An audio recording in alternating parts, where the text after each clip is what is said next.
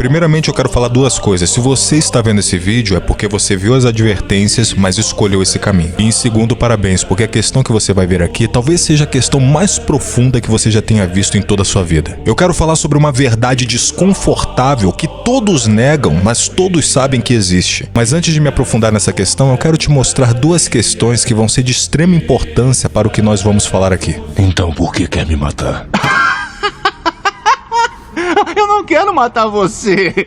Eu preciso de você. Você é o rato que mata por dinheiro. Não fale como um tira. Você não é. Pra eles, você é só um louco. Que nem eu. Precisam de você agora. Quando não for útil, vão expulsar você. Como a um leproso. As pessoas são tão boas quanto o mundo permite.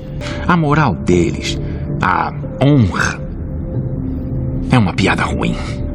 Eu vou mostrar, quando tudo acabar, essas tais pessoas civilizadas vão comer umas às outras. A gente vê que essa aqui é uma das cenas mais importantes de Batman Dark Knight. Você vê que o Coringa aqui, ele não está apenas provocando o Batman, ele está expondo a sua visão de mundo. Até mesmo ele quer mostrar pra ele que a sociedade ela é hipócrita e que a moral das pessoas ela só existe enquanto tudo está sob controle. Hoje nós temos pessoas civilizadas porque a sociedade impõe isso. Mas agora mude as regras, coloque uma nova ordem mundial. Coloque agora um cenário de escassez e sobrevivência. Você vai ver que a cordialidade e a civilização vai acabar rapidinho, agora vai ser uma questão de cada um por si. E se você já assistiu The Walking Dead, você sabe do que eu tô falando. Imagina quantos niggas não iriam aparecer no mundo. E quando ele diz que as pessoas um dia se voltariam contra ele e o expulsariam como um leproso, o Joker aqui ele não está errado. As pessoas elas apenas admiram o herói enquanto ele é útil. Eu tava vendo uma coisa, quando o Cristiano Ronaldo ele estava no seu grande auge no Real Madrid, quando ele era mais jovem, ele era super idolatrado pelas pessoas. Só que eu percebi que agora que ele está mais velho, que ele não joga mais o futebol que ele jogava antes,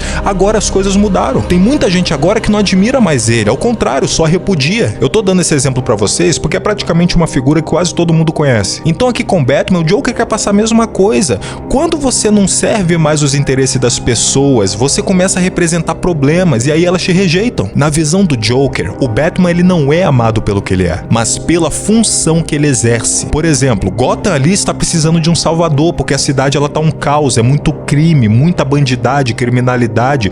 Então, o povo ali, os cidadãos, eles estão precisando de alguém que os defenda, alguém que possa bater de frente com os bandidos, porque nem a polícia tem coragem de fazer isso. E não é porque eles são incapazes, é porque eles não têm recursos. Mas agora, um playboy bilionário que se veste como um justiceiro noturno, que bate de frente com as maiores organizações criminosas, isso é tudo o que os cidadãos queriam. Agora, o povo eles amam o Batman. É o que o Joker tá tentando falar aqui. Por quê? Porque agora ele é útil. Só que o ponto dele é o seguinte, a partir do momento que você perde a sua utilidade, as coisas mudam. E a gente vê que esse pensamento ele faz parte da filosofia dele durante todo o filme. Ele acredita que a civilização ela é uma máscara fina. Basta um pouco de caos para que as pessoas elas revelem quem elas realmente são. Aqui ele vê as regras morais como conveniência, não como princípios. E quando ele fala algo como as pessoas são tão boas quanto o mundo permite, ele está dizendo que a bondade ela depende das circunstâncias, que em uma crise extrema, segundo ele, qualquer pessoa abandonaria os seus valores para sobreviver. Ele está mostrando que esse nosso moralismo, essa nossa ética, ela funciona só até um certo ponto. Por exemplo, você dá licença para a pessoa pegar o alimento na gôndola do mercado, tem muito mais ali. Mas agora, se tá faltando comida, você pensaria da mesma forma? Ou será que você faria o mesmo igual nessa imagem?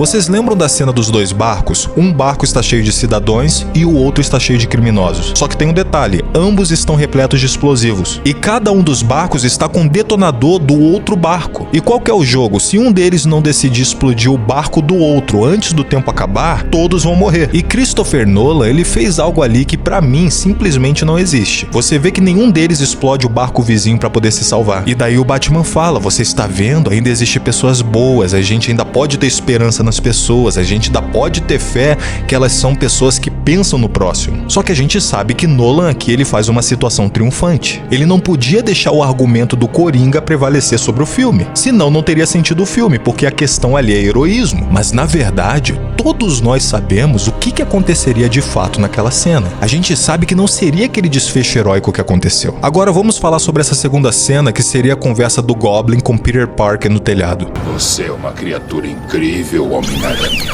Nós dois não somos tão diferentes. Eu escolhi meu caminho, você escolheu o do herói. Eles acharam você divertido por uns tempos. Mas tem algo que amam mais do que um herói.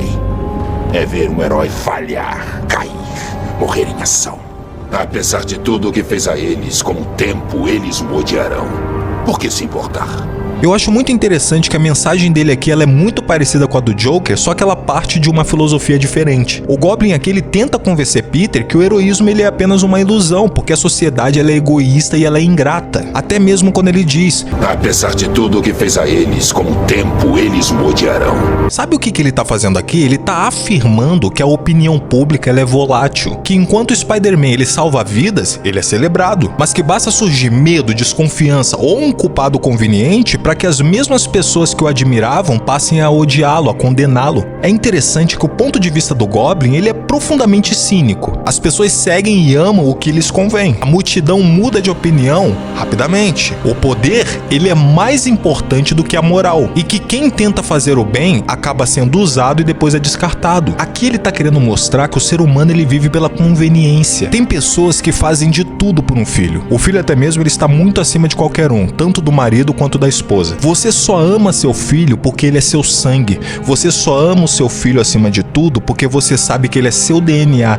Você só ama seu filho acima de tudo porque você sabe que ele é um pedaço seu. Sabe o que significa? Que você ama a si mesmo. Agora, quer um exemplo de amor verdadeiro ao próximo? Aquela pessoa que adota uma criança e dá de tudo pra ela, dá todo amor, carinho, tudo que ela pode. Independente se aquele ser ele carrega o mesmo sangue. Eu não tô aqui falando que amar o seu filho de sangue é errado, mas que muitas das vezes existe muita hipocrisia e muito egoísmo em cima desse amor. Tanto que tem gente que acha que o filho pertence a ela. Eu já vi várias sogras que fazem a vida da nora um inferno. É porque a nora é ruim? Não, é ciúme, é possessividade. Ela quer o filho só pra ela, porque na cabeça dela, ele é pedaço de mim. É que nem o casamento, eu te amo, vou te amar pra sempre, não importa se a gente se separar um dia, você sempre vai poder ver as crianças. Aí chega o dia do divórcio, eu quero metade disso, quero metade disso, e só nos dias estipulados pelo juiz você pode ver as crianças. Ué, o amor acabou? No trabalho, nós somos um time, nós temos que vestir a camisa, temos que fazer de tudo um pelo outro. Já não faz mais parte da empresa. Pô, cara, é isso aí, valeu, boa sorte. As coisas mudam, tudo vai de acordo com a conveniência. E se você falar que as coisas não são assim, você tá mentindo. E você não tá mentindo pra mim, você tá mentindo pra você mesmo. O Goblin, ele até mesmo ele enxerga em Peter alguém extraordinário. E ele acredita que eles pertencem à mesma categoria. Uma categoria de indivíduos superiores aos demais. Por isso que ele tenta convencê-lo de abandonar a sua compaixão e aceitar que as pessoas comuns elas são fracas, ingratas e até mesmo manipuláveis. Em outras palavras, a proposta do Duende Verde é: você é melhor do que eles, pare de se sacrificar por quem nunca vai reconhecer o seu valor. Tanto que você vê que a vida do Spider-Man, de fato, ela é sempre entre altos e baixos, sempre entre o ódio e o amor, e muito mais ódio do que amor. Agora que eu já falei sobre essas duas cenas, vamos se aprofundar no assunto. Imagina você um mundo onde nada de ruim jamais acontece. Ninguém perde ninguém, ninguém é traído, ninguém enfrenta uma batalha,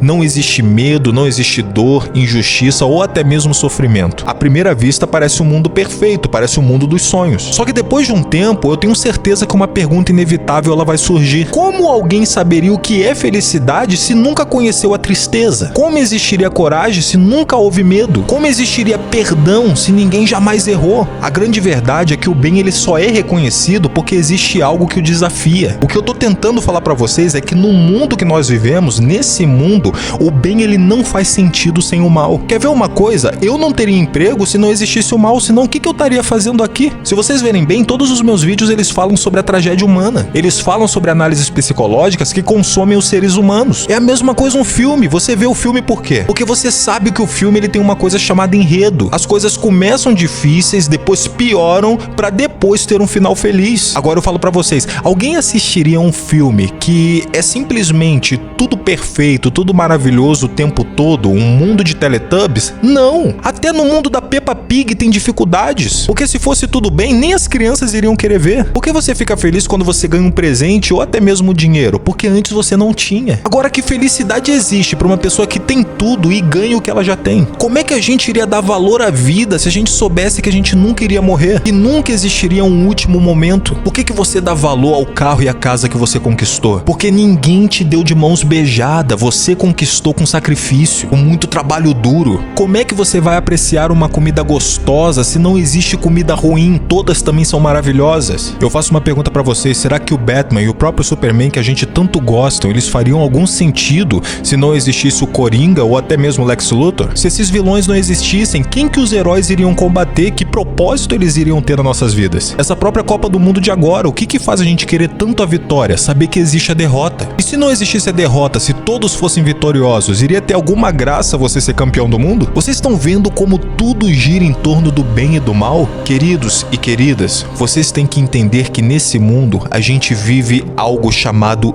Yin Yang. Vocês já viram o símbolo do Yin Yang? Uma bola, uma metade ela é preta, a outra metade ela é branca. Só que você repara que na metade preta tem um pingo branco e na metade branca tem um pingo preto. E significa que o bem, ele tem que ter um pouco do mal e que o mal tem que ter um pouco do bem. Para quê? Para trazer uma coisa chamada equilíbrio. O mundo que a gente vive hoje, ele não funciona sem essa palavra chamada equilíbrio. Agora o que eu vou falar aqui para vocês não tem nada a ver com religião, não tem nada de religioso aqui. É apenas para você entender o que a Bíblia ela tenta explicar. Você vê que o livro de Gênesis, ele fala uma coisa muito interessante. Ele diz que quando Adão e Eva, eles comem do fruto, abrolhos e espinhos, eles surgem na terra. Em outras palavras, dezenas de maldições, elas surgem no nosso mundo. Por exemplo, não existia a questão dos animais comerem uns aos outros, existia apenas uma perfeita harmonia. Aí você vai me perguntar, mas como é que o leão se alimentava naquela época? Do mesmo jeito que Adão e Eva, eles não consumiam carne antes da maldição, antes de comerem um fruto proibido. Tanto que Deus fala que eles poderiam comer de qualquer árvore. E segundo a própria Bíblia, essa maldição ela só vai ser quebrada lá em Apocalipse, em uma época chamada milênio, que seria quando todos os salvos ganhariam um corpo transformados dado pelo próprio Deus. Eu tô aqui te evangelizando? Não, só tô falando o que a Bíblia explica. Estou falando para você acreditar? Não, só estou dizendo o que a Bíblia explica. É o que eu acredito? Não vou te dizer, porque a questão da minha crença não é a pauta aqui. A pauta aqui é: